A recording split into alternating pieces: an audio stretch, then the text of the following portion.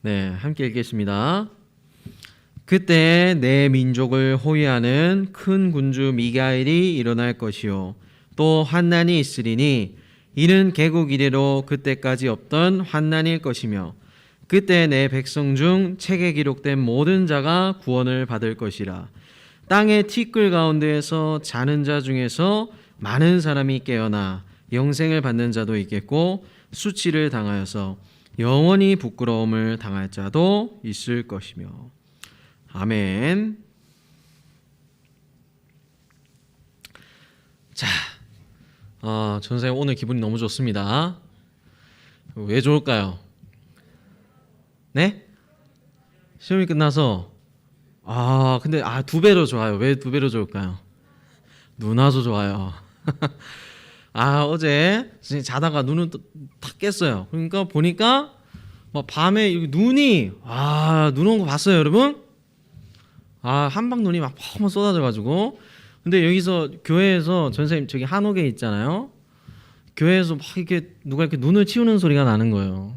그래가지고 전사님 눈 치워야 되냐 해서 일어나가지고 나왔더니 장로님인가 계시더라고요. 그래서 안녕하세요 인사를 했더니 보니까 은식이랑 규현이더라고요. 그래가지고 그래서 같이 한 1분 정도 같이 눈 치우고 눈 오는 걸 좀 이렇게 봤는데 눈 오는 날 너무 좋아요. 그래서 오늘 예배 끝나고 저 눈 다 녹기 전에 빨리 가서 눈사람 만들고요. 거리두기는 지키면서 눈사람 좀 떨어져 지으세요. 자, 오늘 아주 재밌고 흥미로운 말씀입니다. 자, 오늘 말씀은요, 왜 흥미롭냐? 이 세상의 마지막이랑 또 우리의 각자의 마지막에 대해서 다룹니다. 여러분 지금 다니엘서만 한 달째 말씀을 나누고 있어요. 여러분 근데 다니엘서가 총 12장이거든요.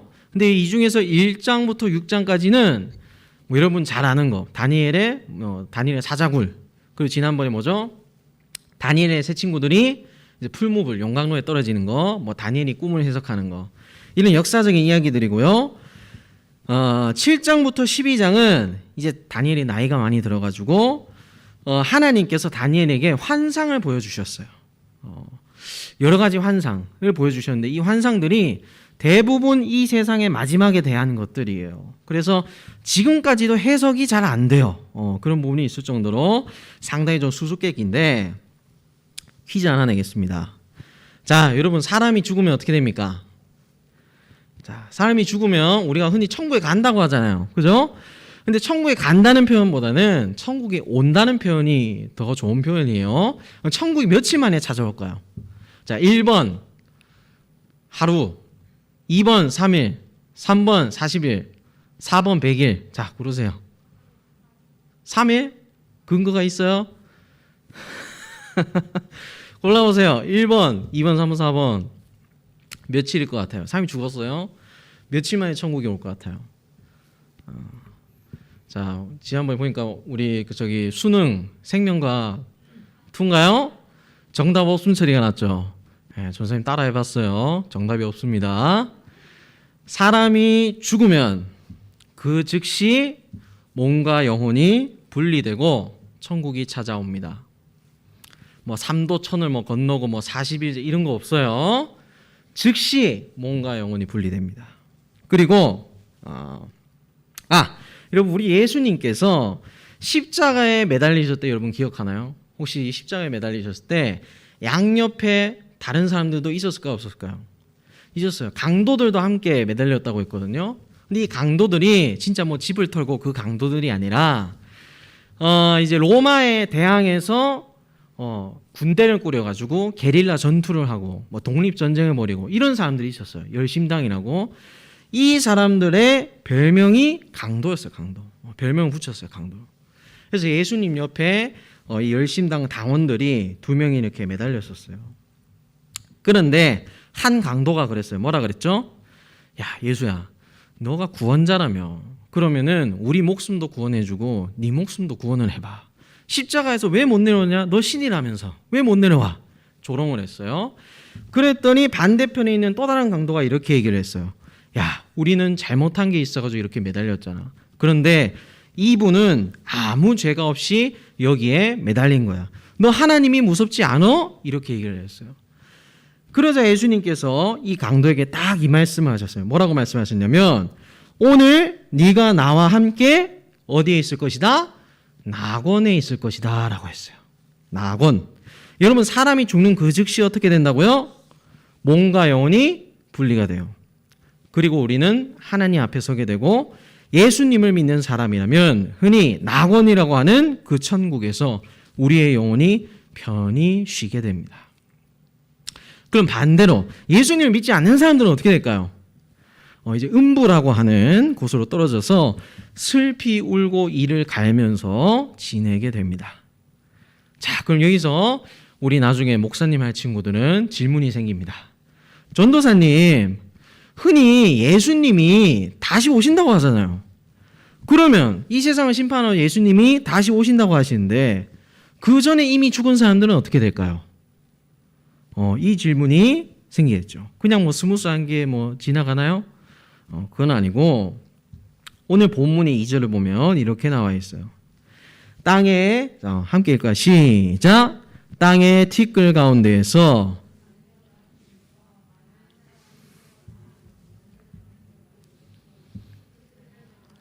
영원히 부끄러움을 당할 자도 있을 것이며.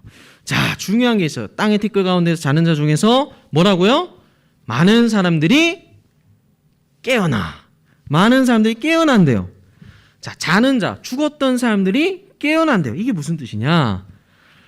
우리가 각자 믿음에 따라서 낙원이나 음부에서 지내다 예수님이 오시는 바로 그날 어떻게 될까요? 바로 부활하게 됩니다. 그래서 모두 심판대 앞에 서게 되는데요. 그 당시 살고 있는 사람들부터 이제까지 모든 살았던 죽은 모든 사람들이 다 부활해요. 그리고 이 부활한 몸은 더 이상 죄의 유혹도 없고요. 완전한 몸이고 신령한 몸이에요. 지금과는 질적으로 다른 몸이에요. 근데 여러분 참 신기한 점이 여기서 있어요. 아니 부활을 할 거면 우리만 부활하면 되잖아요. 그런데 예수님을 믿지 않는 사람들까지 부활한대요. 왜 그럴까요? 왜 그러지? 그죠? 우리만 부활하면 돼. 우리 예수님 부활하신 것처럼 우리만 부활하면 되는데, 자, 여러분 볼까요? 우리는 왜 부활하냐면 영원한 저 천국에 들어가 살기 위해서 부활하는 거예요. 그죠? 그럼 예수님을 믿지 않는 사람들은 왜 부활할까요? 왜 부활할까요? 영원히 심판받고 지옥으로 가서 영원히 고통받기 위해서 부활하게 됩니다. 아주 단호박이죠. 그죠? 자, 그러면 여기서 이제 우리가 주목해야 될 부분이 있어요. 바로 누가 천국에 가고 지옥에 가는가. 이 심판을 예수님께서 이루시는 데 있어서 바로 책들이 쓰인다는 거예요. 책. 뭐가 쓰인다고요? 책들이 사용이 된대요. 다니엘서 12장 1절에 보면 이렇게 나와 있어요. 읽어볼까요? 시작. 그때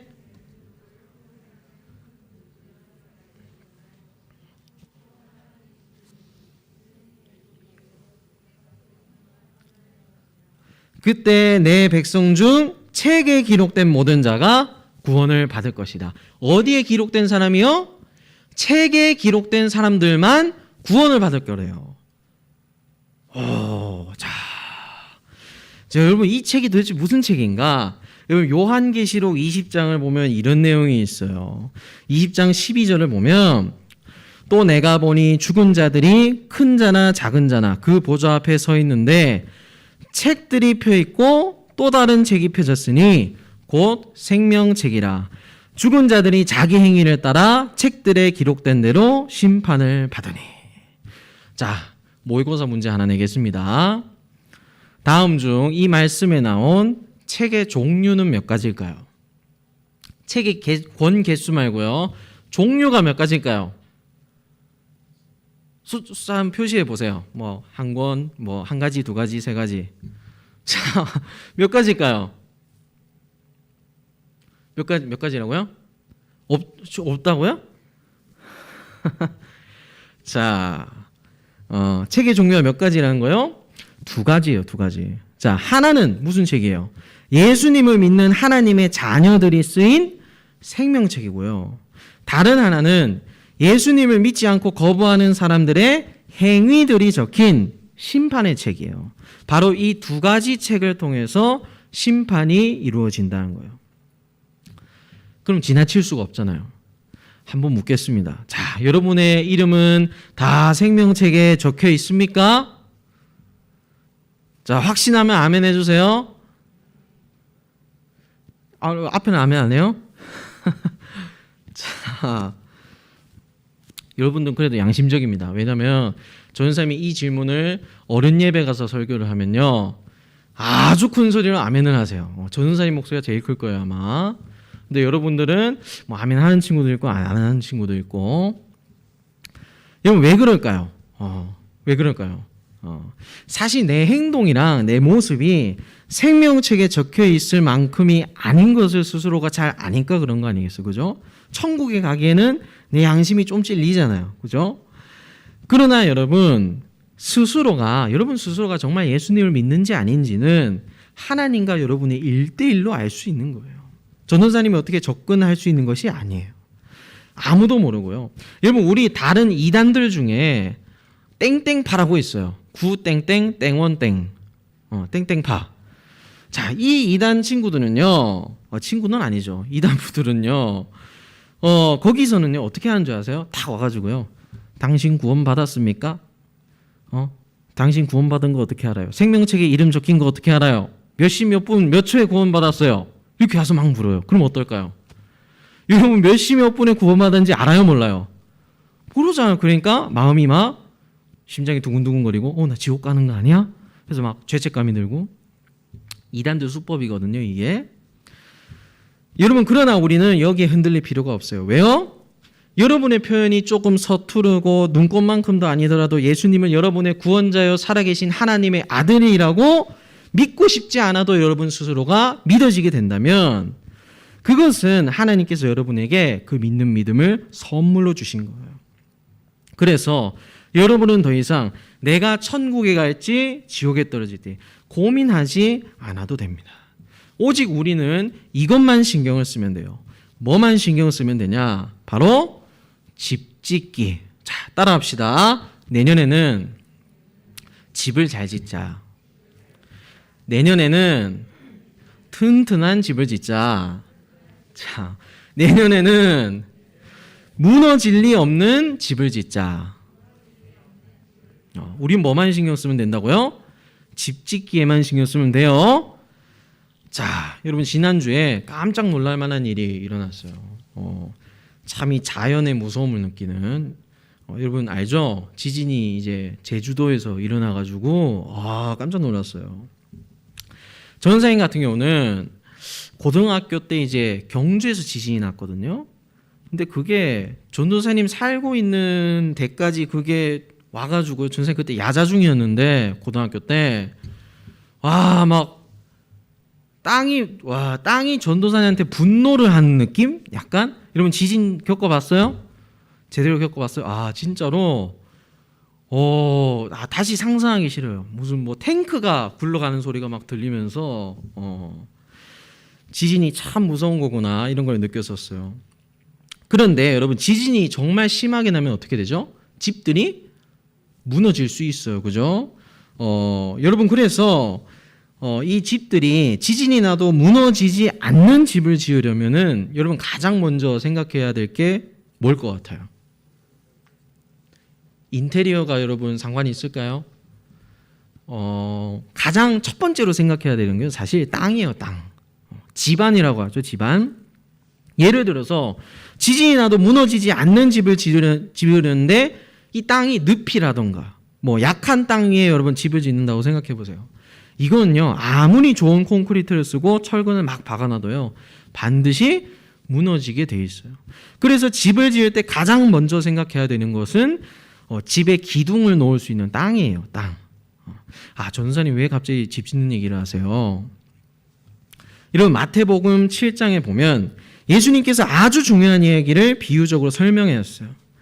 오늘 이야기가 여러분 어쩌면 굉장히 중요해서 여러분의 삶을 바꿔버릴 수 있는 계기가 될 수 있는 이야기예요. 예수님이 이 이야기를 하셨어요. 우리 삼다수에서도 본 말씀인데요. 마태복음 7장 21절, 22절, 23절인데요. 21절부터 전쌤이 읽을게요. 나더러 주여 주여 하는 자마다 다 천국에 들어갈 것이 아니요 다만 하늘에 계신 내 아버지의 뜻대로 행하는 자라야 들어가리라. 22절 그날에 많은 사람이 나더러 이르되 주여 주여 우리가 주의 이름으로 선지자 노릇하며 주의 이름으로 귀신을 쫓아내며 주의 이름으로 많은 권능을 행하지 아니하였나이까 하리니. 23절 그때 내가 그들에게 밝히 말하되 내가 너희를 도무지 알지 못하리니 불법을 행하는 자들아 내게서 떠나가라 하리라. 자, 예수님께서 엄청 놀라운 말씀을 하셨어요. 여러분, 예수님께서 또 그리고 예수님의 제자들이 행했던 여러 가지 기적들이 있죠. 여러분, 성경 속에 기적들 뭐가 있어요? 예를 들면 병든 사람들을 고쳐주시고 또 귀신 들린 사람들에게서 귀신을 내쫓으시고 사람들을 배불리 먹이시고, 그죠? 이게 예수님과 예수님 제자들이 행한 기적들인데요. 여러분 한번 생각을 해볼까요? 그 당시에 요술을 부리고 마술을 부리던 사람들도 있었을까요? 없었을까요? 있었을까요? 없었을까요? 속임수 써가지고 막 트릭 써가지고 있겠죠? 그러면 이 사람들도 예수님이 행하신 기적들을 비슷하게라도 따라할 수 있었을까요? 없었을까요? 있었을까요? 없었을까요? 있었어요.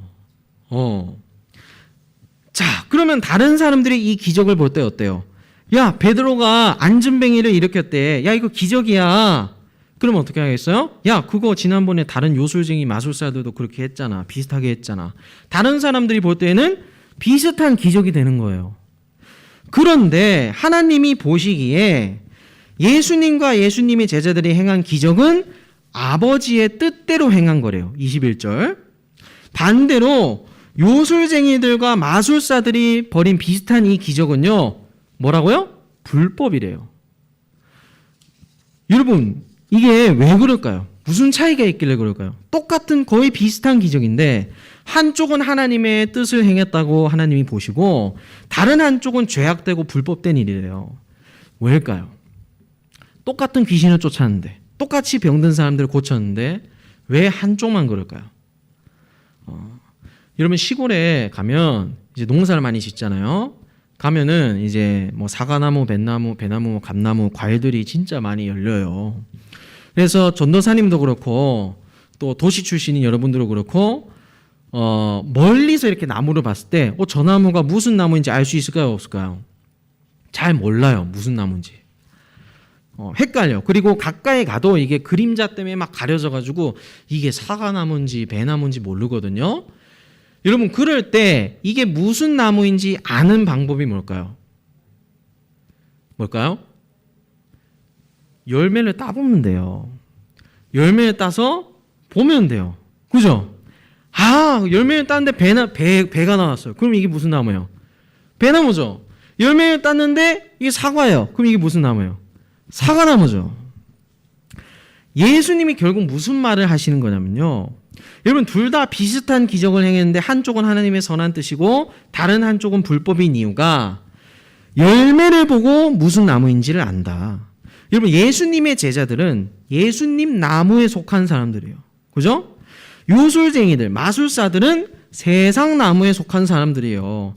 그래서 멀리서 봤을 때 이 열매가 비슷하게 보여도 그 행동과 그 기적이 비슷해 보여도 결국 그 열매를 따봐서 나무를 알게 되면 같은 행동이어도 어떻게 해요? 비슷해 보여도 같은 거 같아도 한쪽은 선한 뜻이고 다른 한쪽은 불법이 되는 거예요. 결국 예수님께서 무엇을 말하시는 거예요? 너는 누구 소속이니? 결국 이걸 물으시는 거예요. 너는 누구 믿고 있니? 너의 인생의 주인은 진짜 누구니? 어느 나무에 가지니? 결국에는 이것을 물으시는 거예요. 사랑하는 여러분, 다시 집 짓기 이야기로 돌아갈게요. 여러분, 집을 지을 때 가장 중요한 게 뭐라고요? 땅. 그죠? 땅이 얼마나 튼튼하냐. 여러분, 집을 모래 위에 지었다고 생각을 해보세요. 아무리 부르즈 칼리파처럼 높고 화려하고 겉으로 볼 때 엄청나 보이잖아요. 그런데 모래 위에 지었대요. 결국 지진이 나면 어떻게 되나요? 다 무너지는 거예요. 그러나 아주 단단하고 흔들릴 걱정이 없는 곳에 기둥을 박고 집을 세웠어요. 좀 초라해 보이고 남들보다 못나 보이고 아우 내 집은 왜 이렇게 못생겼어, 냄새 좀 나는 것 같고 별로인 것 같아 보여도 지진이 나면 아까 모래 위의 집은, 그 멋진 집은 무너지고 이 집은 살아남는 거예요. 사랑하는 여러분, 참 우리 인생이 힘들어요. 그죠? 참 힘들고 어렵고 아파요. 지치고 언제 커서 언제 대학 가나 싶고 그렇잖아요. 그죠? 여러분 근데 잠깐 마음을 여러분 가다듬고 시야를 조금만 넓혀 보세요. 내 인생 전체를 한번 생각해 보세요. 오늘 말씀에서 결국 하나님께서 우리 인생 가운데 말씀하고 계신 것이 뭐예요? 어떠한 사람이든 결국 끝장이 나는 게 뭐예요? 너는 하나님의 편이니 세상 편이니? 너 하나님의 자녀야? 세상의 자녀야? 너 예수님 제자야? 세상의 자녀야? 너는 어디에 속해 있니? 무슨 나무에 가지가 되어 있니?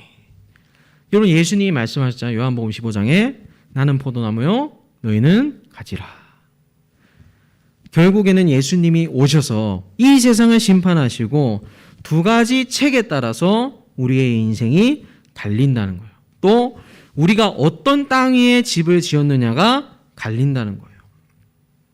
그때 가서 예수님을 믿었느냐 못 믿었느냐, 어떤 각자의 사연이 있고 슬프고 아프고 뭐 핑계가 있더라고 해도 결국 이 차이에서 갈릴 수밖에 없어요. 집 짓기에서 갈린다는 거예요. 여러분의 인생의 주인은, 진짜 주인은 누구십니까? 여러분을 진짜 움직이게 하고 여러분의 생각과 마음과 행동을 진짜 움직이게 하는 그분은 누구입니까? 여러분의 슬프고 아프고 피곤해서 그 다 상한 마음을 받아주시는 분이 과연 누구입니까? 여러분, 좋은 나무가 나쁜 열매를 맺을 수 없고 못된 나무가 아름다운 열매를 맺을 수 없습니다. 여러분, 멀리서 보면 이 나무가 저 나무 같고 저 사람이 이 사람 같고 비슷해 보이죠. 그런데 마지막 결과는 다르다는 거예요. 예수님이 다시 오시는 그날, 혹은 내가 이 세상에서 수명을 다하는 그날, 나는 어떤 나무에 소속이었냐가 결판이 납니다. 어떤 땅에 집을 지었느냐가 결판이 납니다. 사랑하는 여러분, 예수님을 힘써 열심히 믿기를 바랍니다. 날 구원하신 하나님만을 내 삶의 주인으로 모시기를 바랍니다.